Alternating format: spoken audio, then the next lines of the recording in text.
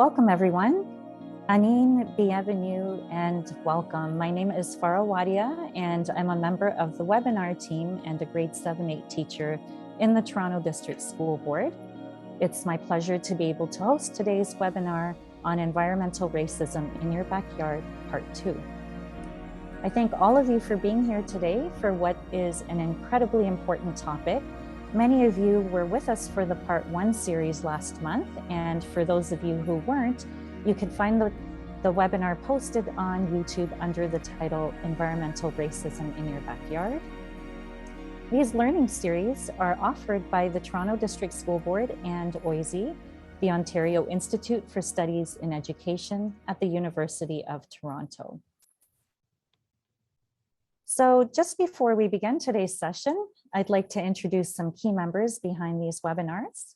I'd like to start by extending a very friendly, warm welcome to Hilary Inwood, Lead of Environmental and Sustainability Education at OISE. She does so much behind the scenes to coordinate and plan all of these incredible learning opportunities for all of us. So thank you, Hilary, for all that you do. I'd also like to welcome members of the OISE SCAN team, the Sustainability and Climate Action Network. We have with us today Sarah Urquhart and Elise Kennedy. Thank you both also for all that you do for these webinar series. With us today are also a number of staff from the Toronto District School Board's Eco Schools and Sustainability Office team. They partner with OISE on a lot of these incredible events. So a warm welcome to David Hawker-Budlowski, the Central Coordinating Principal for Outdoor Education. Thank you all so much for being here today. And to all of you in our audience, just a friendly reminder that we will be recording today's session. So kindly have your mic off, and you can add to the chat if you have any questions.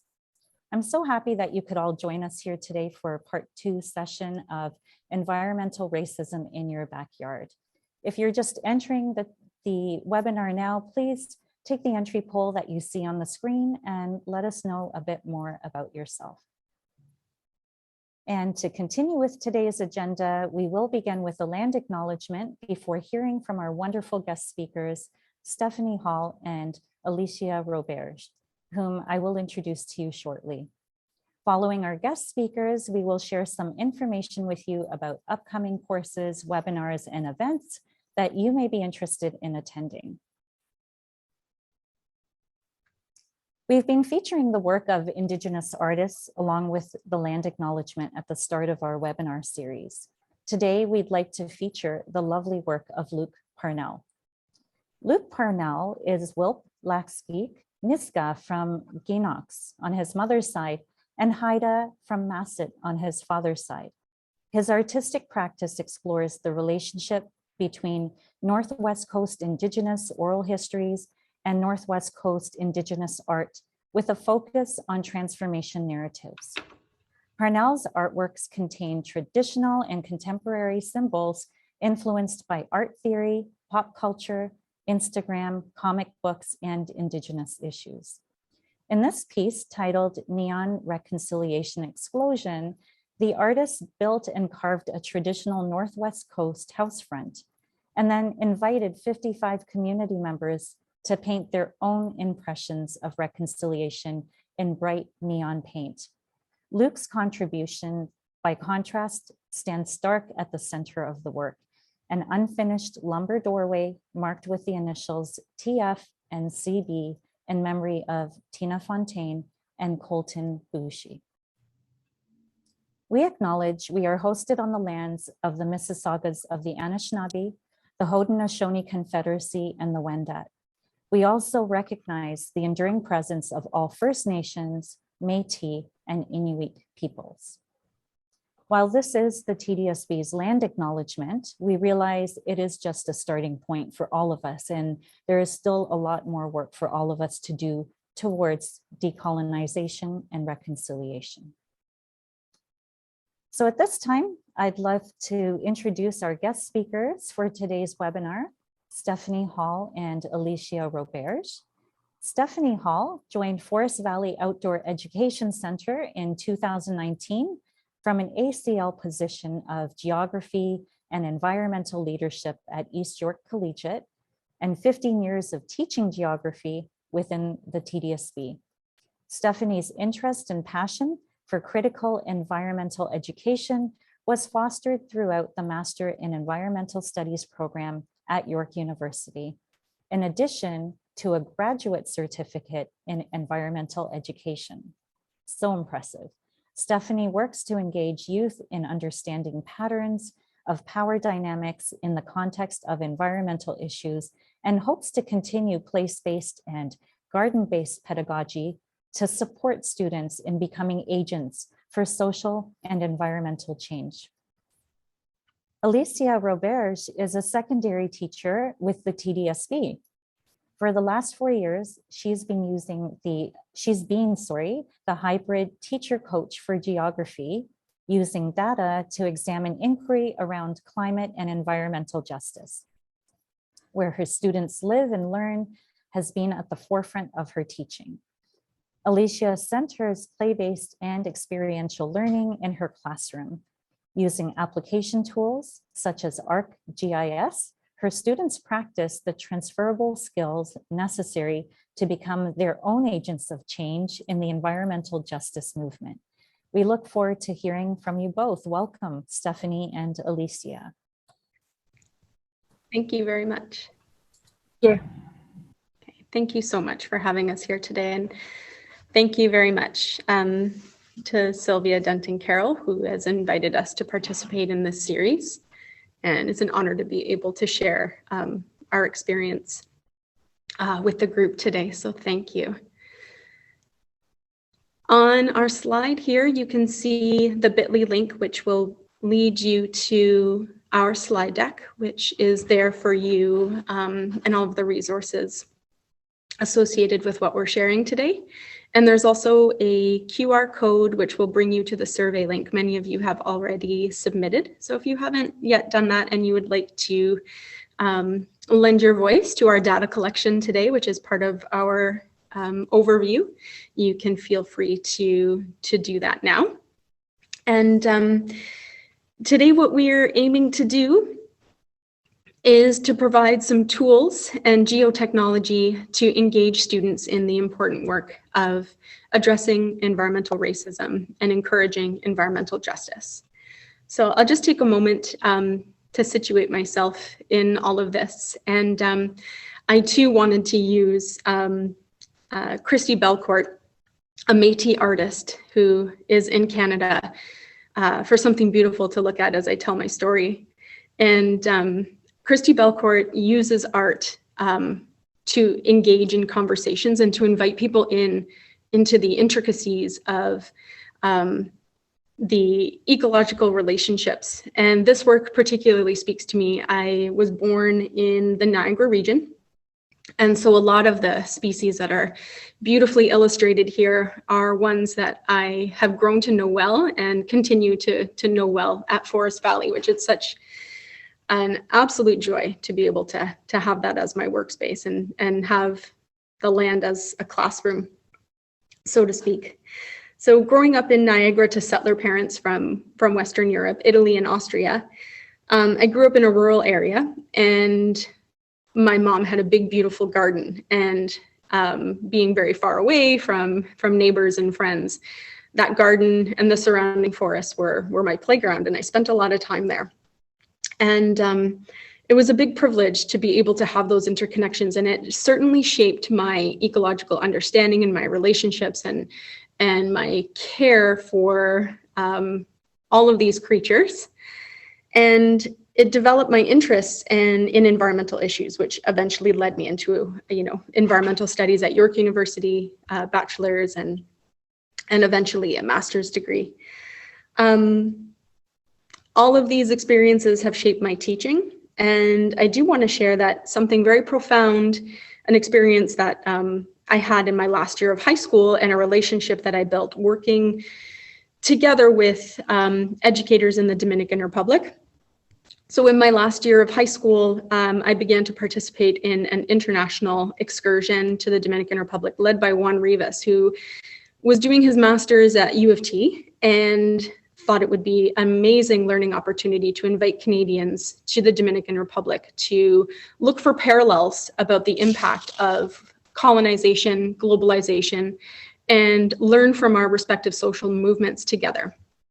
So that was about 20 years ago, and that relationship continues. And I continue to learn from those social movements in the Caribbean. And the work that Juan does on his farm are specifically around land rights and human rights. And he does that education work through environmental work, and he brings people together through environmental work. And so those experiences and those relationships that we have built and developed with other fair trade coffee co-ops and cocoa co-ops have really helped me understand that it's not possible to have environmental movements without addressing human rights and racial justice.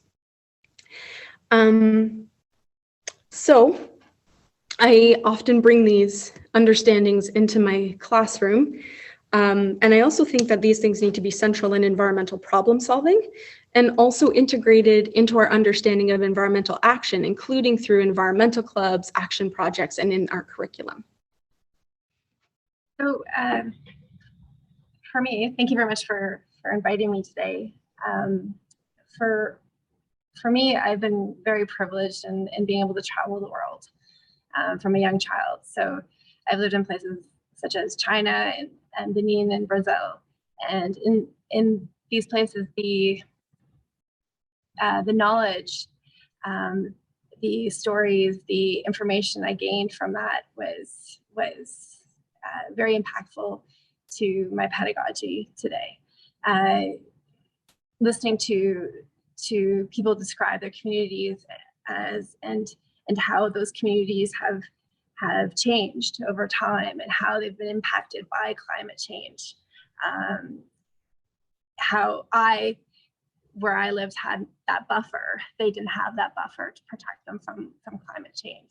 And so really seeing that and hearing that really gave me a good education early on in life. Bringing that back into the classroom has been quite the journey. I'm still learning, and I'm still trying to figure out ways in which to make those invisible systems, that invisible data become visible. And in the first session, we learned about Ingrid Waldron. She is one of my mentors. I feel that she, with her work with bringing data into into a policy, into a bill, and making the environmental racism that's happening across Canada seen through this data is important work. And I try using that as a template. I've been bringing that into the classroom. Students in the classroom also trying to figure out how I can get them to inquire about their communities as well, to see what's happening in their communities. But most of all, especially with last year with teaching to students on Zoom, it's very difficult to understand and to see who they were. So I found these applications, this technology was key in me seeing their lives, them using it, how they used it, and then what they demonstrated at the end of the projects that I've created with this tool has been educational for me. And I've learned more about the community I teach in after 23 years, learned more in the last 2 years using these technologies than I have my whole entire career here. So as a settler, as a person who's been very privileged in my life to be able to see the world, to be able to travel, exploring these technologies and learning from my students who have impressed me with what they've done with it, as I'll show you in this presentation, I've been very lucky. And I'm hoping that through this, I can impart or help my students practice the skills they need to be agents of change and to change some of these systems that are creating barriers for them in life. So here I've got on this slide deck some of the resources that I've put out on the sandbox as a hybrid teacher. But one thing that's been on the right there, the Maptivism poster, it's been my learning as well, putting up activists every single day for students to use the QR code in their phones to be able to learn more about them. But also for me daily to kind of see what is happening and who are those pivotal people in today that are making those changes in environmental justice and environmental movement. Some more resources at the Urban Indigenous Center. I just put some resources here. So on the slide deck throughout it, we've linked all the resources we'll be using. And also, Stephanie will be speaking to this, but being sure that the resources that we use have been vetted and have been examined by and are true to voices that are being presented. So Sylvia and Aaliyah facilitated the important discussion around framing and environmental racism, and that should be step one in the work, certainly.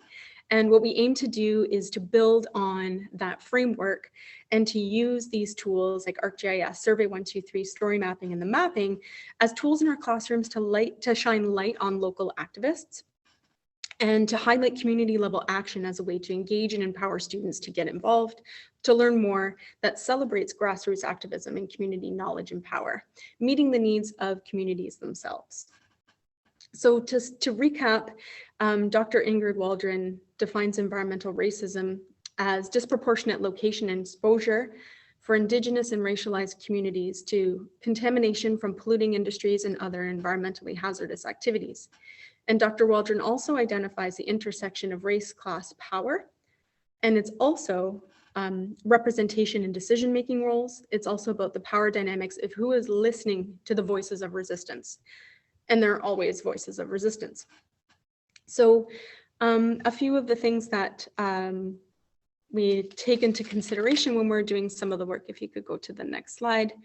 For me personally, really ensuring that we're building, an intersectional approach to issue analysis. And Dr. John Francis's definition here is integral. For me, the environment changed from just being about pollution, endangered species, and climate change to human rights, civil rights, economic equity, gender equality, and all the ways we relate to each other. That's what the environment is. It had to be everything.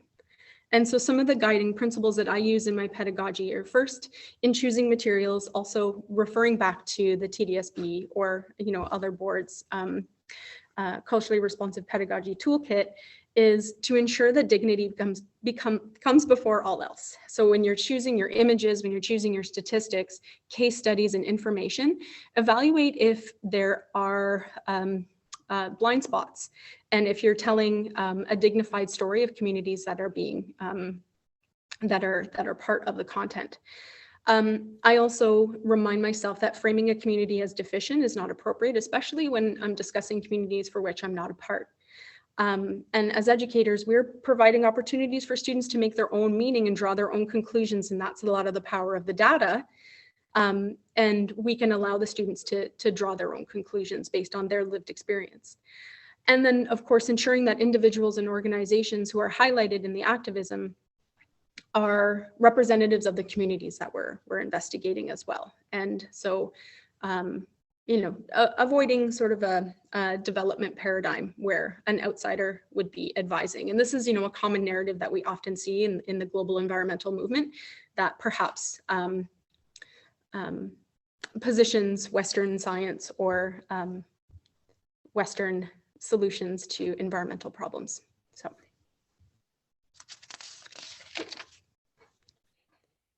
what tools do students need to be able to become agents of change?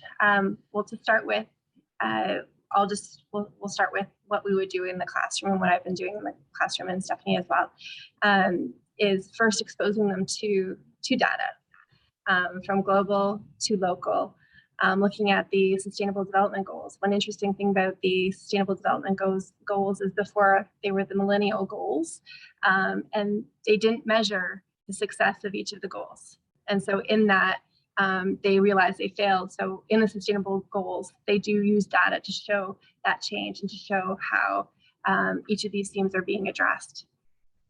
On ArcGIS, there's the data that you can find on the Living Atlas. So all of these are linked as well. For Toronto local, looking at housing, getting around, health and wellness, there's the Vital Signs Report from the Toronto Foundation. There's the ward data.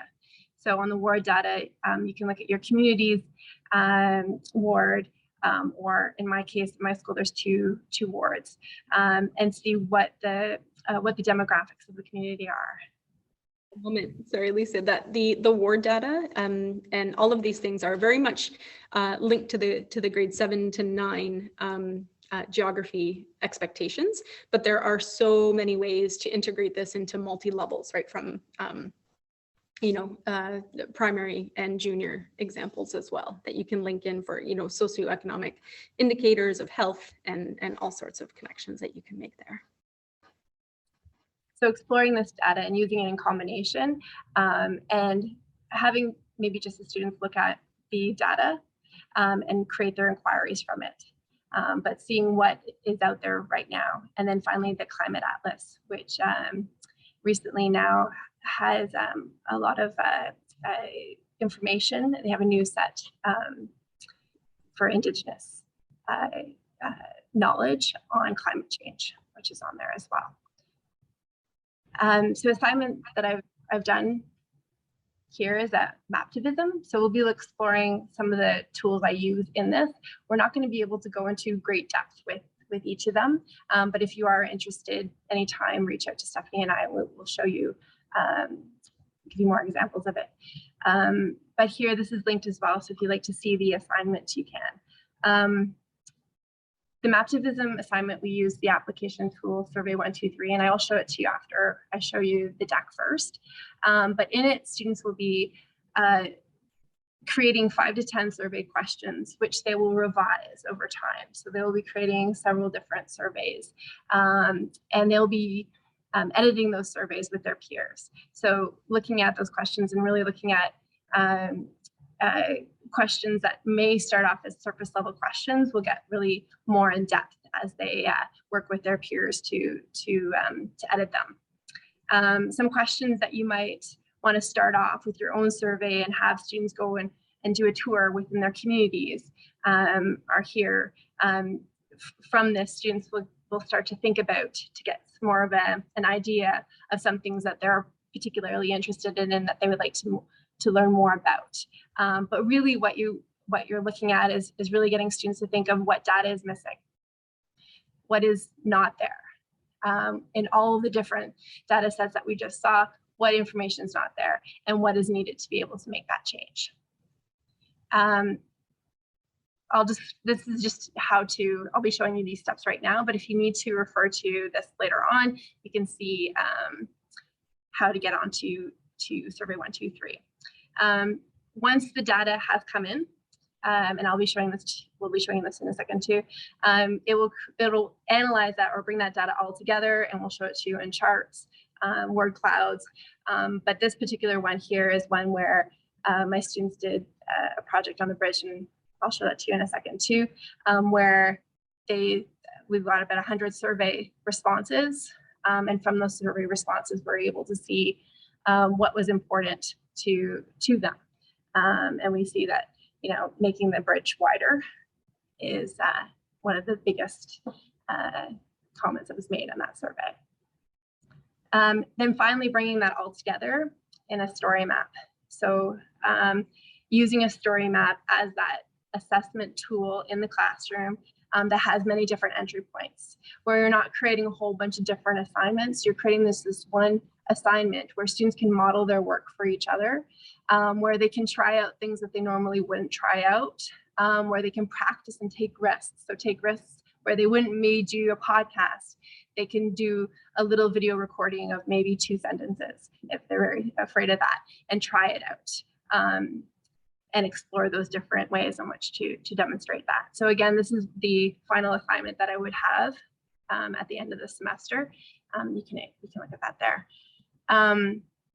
So what we'll do here is we'll first go into the survey that we had everyone do as a group. Stephanie, are you okay with moving on to? Okay.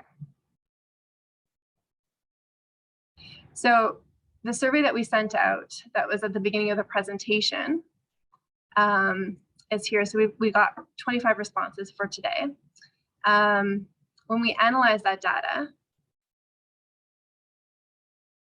so the way this would work is you would design that survey first.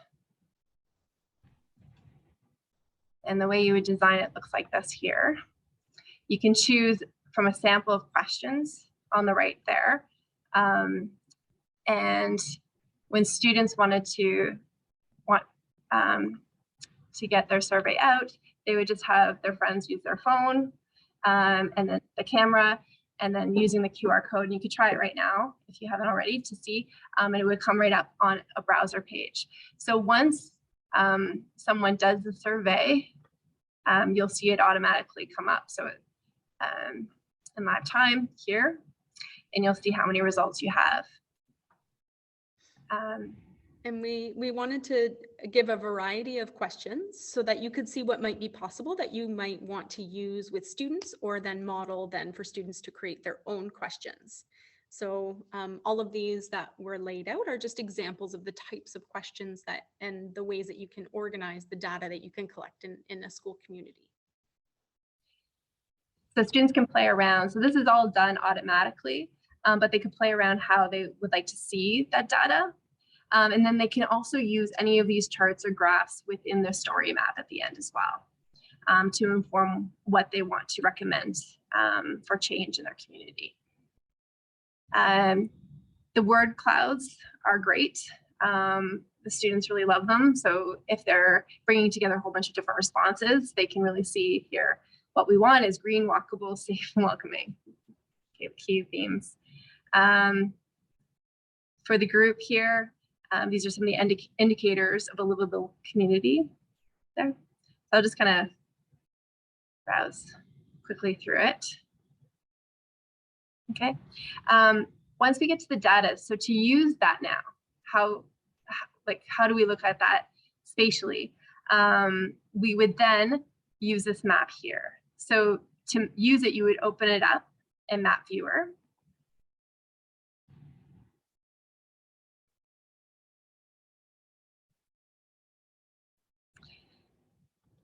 I'll put in.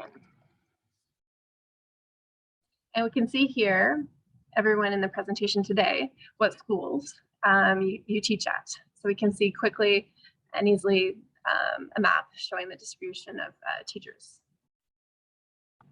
You can save this now, or you can add a map note. Now, this is a lot that we're going to be showing you right now, but again,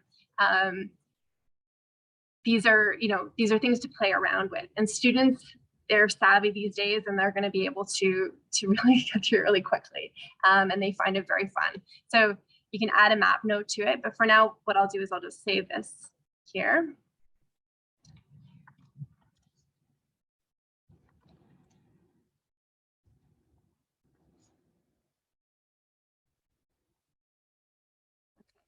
And so once I've saved it, then I now will have that available for me. So here I can do work on this map, but now it'll be available for me for a story map. So we have our story map that we've created here, and I will edit that story map. And so I could just now add that map. So these are all the entry points in which students could be able to demonstrate what they've learned, and in the different ways as well. So here we've got the map here. So the map that we just created today is right here. We can design it and say, okay, this is what we want. It's a bit challenging with the bar for Zoom and everything. Let me just, we're gonna place the map on our story map. and I'm ruining what Stephanie put in there already, but we can fix it up later on. But you can see how easy it is. And students have a great array of things to choose from: audio, video, images, and so they can demonstrate in many different ways. I'll show you quickly here just some of the things my students have created just last year. These are some of the more recent ones, but looking at compost in the community, how do they use the maps that they created? And these are students that weren't using this application beforehand. Again, composting, biking, getting around. So creating their own story map with links to different places. And then one that probably, if you know Mark Garneau, you've heard about, is the bridge. So accessing the bridge and being able to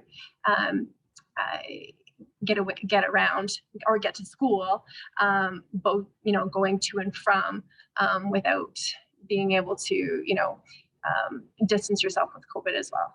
So that was something that was that I learned from my students about, and I wouldn't have been able to learn about any of these things unless my students had partaken and worked on these assignments and really asked those inquiry questions and learn with them about some of the challenges and some of the barriers that are existing right then in their community. So those are just some of the story maps there. I will, Stephanie, did you want to talk to some of the things that you've been doing this year? So this year, Stephanie came into my school to do a soil analysis as well. So we worked with this too. We're both in our beginning stages. We're still learning as well, but I'll let Stephanie talk about some of the things she's done with the schools too. Yeah, absolutely. So between geography with Alicia, as well as with Tram Nguyen at Kipling, who's the hybrid coach for science, we've put together a soil sampling map that and survey so that we can spatially look at the different types of soil that we're finding across the city. And so schools are starting to populate this, and we're starting to get more data and information. But the students are then not only learning about what the content is, but looking at some of the limitations of the questions that we're asking and saying, okay, so what if we're asking the different soil types, then how are we to improve the situation? So that then it sparks an inquiry for them to move further and to look at solutions to soil depletion or to soil erosion that they may be seeing in and around their school property. So there's a lot of different applications for this. Again, I'm also just sort of new in the journey of using this in geography, but when I was teaching virtually last year, the story map became an assignment tool that students would use rather than slides to be able to compile all of their information in their research projects. So because they can add in video, they can add in their own audio, they can create a podcast and post it all in one place, they could make a slideshow. And perhaps, Alicia, you can show kind of some of these applications as we go through. You can post buttons with links that will open up to different materials. It was such a great way for them to integrate complex topics and then to be able to present that sort of just exactly as we were doing, as we're doing right now for senior students. So for doing a survey too, like if you're doing like a community cleanup, pushing that inquiry even further, for instance, like having students maybe do a survey, creating that survey and asking, okay, what kind of materials are they picking up? Is it, is it a plastic bottle? Is it compost? Is it, should it be going in the garbage? And then thinking about bins out in the yard. Where should they be located? Where are we seeing clusters of, looking at that map like we did there? Where are we seeing clusters of garbage, and where can we put those bins? Looking at paths, getting around. What path do you take to school? What would you take if you could take any other path, like to be faster? Are you going out of your way to get to a road that will bring you to school, where you could be taking a path, maybe that was more straightforward? Looking at, how can they change what's there to make it more positive, and not necessarily making, changes, but just recommendations, starting with recommendations. And this is a good lead into civic action in grade 10 as well. So really looking at and examining the worlds they live in with a different lens, with a different way of applying that. One thing I want to show you here is also is just for this to export that data, you can export it, and then you could definitely create those charts and those graphs all in Google Sheets as well. So that's all available as well if you want to do that. For the story map too, story maps are used frequently. So if we look at the here, these are all story maps that activists are using today, and they're using these tools. So these tools are very transferable, like to the careers that they're going to be having later in life. And I'll just show you. Okay, so looking at the story map here, we've compiled. So instead of using just the slide deck, all of the resources here. Stephanie's put them all in here. We've got, we could use different templates. So showing the information in different ways like this, videos, touching videos that they've created or videos from online. They could do like the maps that we showed you earlier on. So this was all created by Stephanie. She added these different projects that were being done across Toronto. I also wanted maybe just to speak a moment about the organizations that we're looking at. So again, drawing back to my experience, I find that a lot of the environmental heroes and people who are working for environmental justice often use food and agriculture as entry points. And there are some incredibly powerful organizations in the city of Toronto who are doing this work. And when you're able to spatially represent where those communities are doing the work, it also gives some insight into the communities and where that grassroots activism is coming from. And I think that sort of aligns with the environmental justice pedagogy in that it's community-based solutions to community issues. So FoodShare is one organization that's one that I cannot speak more highly of. They have an incredible way to address food security in the city through their Good Food Box and also through food trucks that are using that data to find where the food deserts are and find where fresh food availability is lacking, particularly during COVID, and bringing fresh food that's affordable for communities that doesn't require people to have cars to be able to access that food. And they do that using that spatial technology to know where the communities are that need those services. There are just so many examples.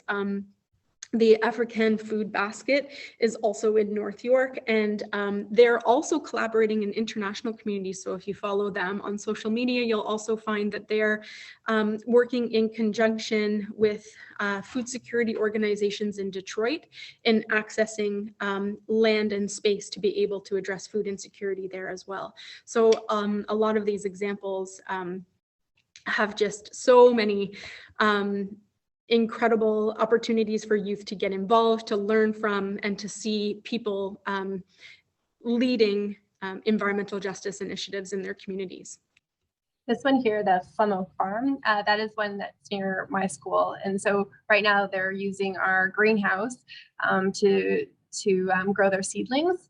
And so the farm is just located close by, and we're creating a partnership now with them to be able to do that. So these projects are, they're teaching, they're getting me coming into our classrooms as well to show students how to grow their own food, but also to get, the community who already has community gardens, who already is very involved with composting and farmers markets,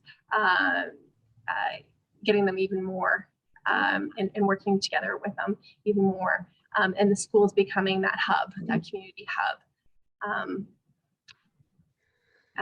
Some other ones here for FoodShare is they offer grants too, and if you sometimes they've got me, like about 10 years ago, they got me into the compost project, so through a grant that they had. But yeah, so we'll share this link with you. It's also on the slide deck too, so you'll be able to look through all of these. These here are links to each of the websites for each of the organizations, linked there. And some podcasts, webinars. Lots of materials to look at environmental justice initiatives and BIPOC organizations that are working to make outdoor spaces more accessible and inviting. Like Parks People has many different animators to invite people into green spaces. Black Outdoors, Jacqueline Scott is doing amazing work in research and in education, community education as well. And yeah, so many amazing organizations to profile and highlight here, which we've put together here.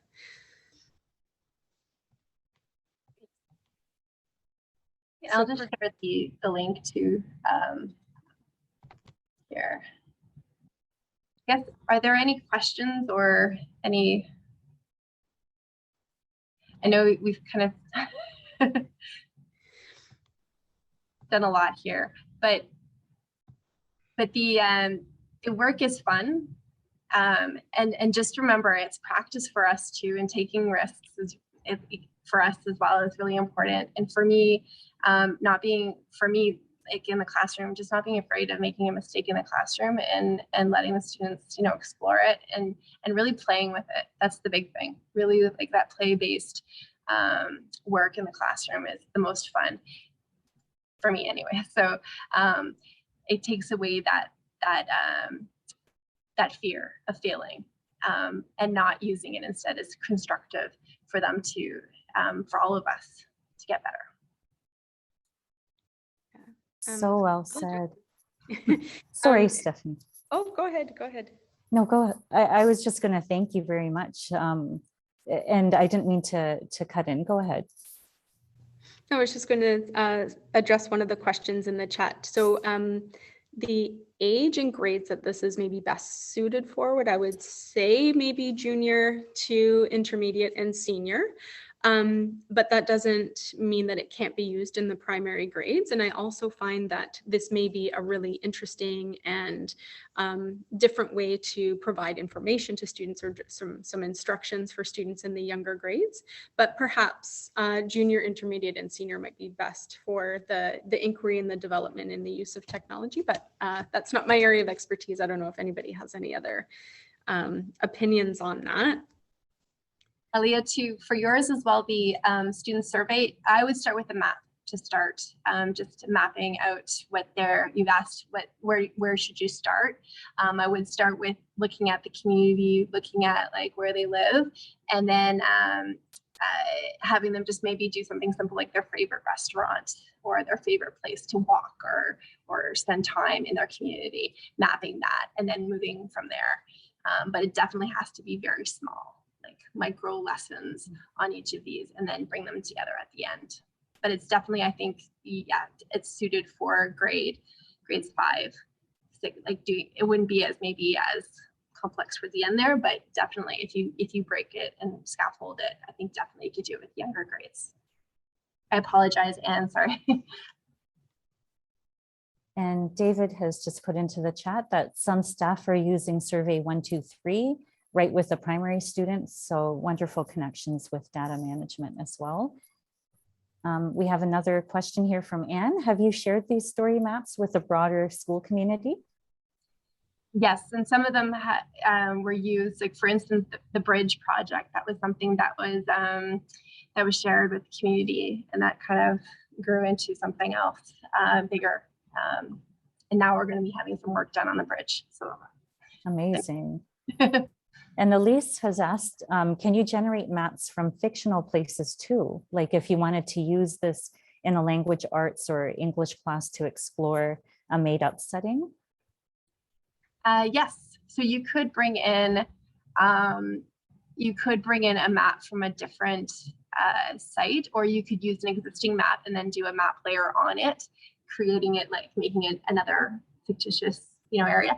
But things like this, like if you have an idea of how you would like to use it in a different subject area, please contact me, and I love to figure out how to use the applications for that. I'm not a specialist in like these other subject curriculum areas, but I do know my ArcGIS, so I can really figure out and problem solve how you can bring it into those. But definitely, yeah, you'd be able to do something for English. I think the story map part, definitely for English would be brilliant, and mapping out like for a novel, the different settings and the places within the novel. I think definitely that would be great for that as well.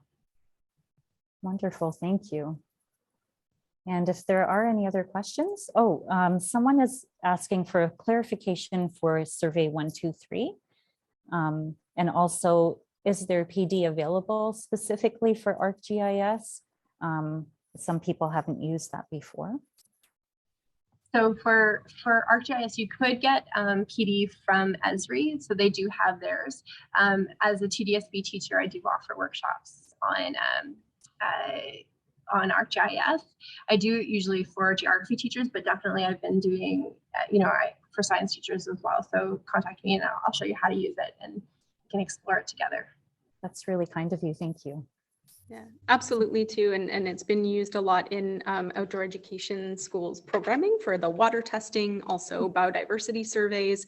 And indeed, it is quite user-friendly if the survey is created. So if teachers create the survey, absolutely, primary students can most definitely collect the data within that. And so there's just, endless opportunities or applications to use for interdisciplinary courses. Particularly, we have already examples for science. So along with Alicia, I'm happy to provide support if anybody wants to learn more. That's yeah, wonderful. Thank you. Stephanie and Trem have right now currently a PD going on for science, I think, right? Yeah. That's great. Thank you. And Hillary also mentioned the connections with using ArcGIS and citizen science projects as well. So yes, thank you.